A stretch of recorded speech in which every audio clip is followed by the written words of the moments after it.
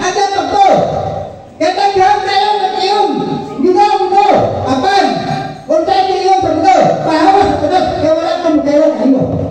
Inunara mga kaibigan, kami nito pagkanaw abot niyo hingog panglasak ang among wali dito ang pagkamayo sa Ginoo.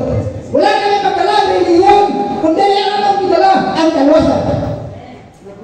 Tumana sa Exodus 5:5, simbahan ng tubig ng Diyos. O katagan ng mga pagkaon ng tubig o kayo magkaroon sa inyong masakit.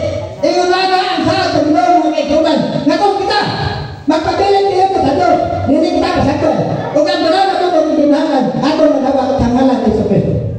Mga kaibigan, salamat kayo sa Ginoo nga ang tanang tao magkamatas sa kamaturan. Ako mag-aampo nga unsa ang tanang tao nga magkamatay sa tulong sa Diyos dili lagi sa kinibuyan. Hinahanglan nga pundasyon ng Kristo sa katang kasing-kasing. Kaya mga pala ang importante nga sa tanang panahon sa pito na itong Ginoo ako sa tanang panahon huwag labi na kayo pinamulanaw ka. Ilang tinawag mo silang balay. Kung ang iyong iskutan ang yawa, kung mapandol ka pisting yawa, ang iyong gabat pag nagaw mo ang yawa. Apan, kung mapandol ka sa iyong balay, iyong iskutan, praise Lord, hallelujah, dalay mo ang Diyos. Ang iyong paglagaw, ang iyong gawan ang Diyos. Ang puntay sa Diyos, na unang nakapabilin kanimo. Sama-sama ang kinabuhay kayo. Dito sa Kutan Road, sa Busa, gipangnos ang anong sa Edgar, sa kasakitan.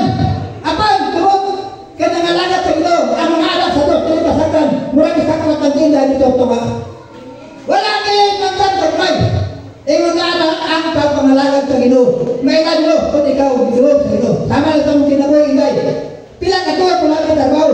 Pero ang aming nilawan, ang protection gigan sa Diyos. So, salamat kayo sa Ginoo, sa talan.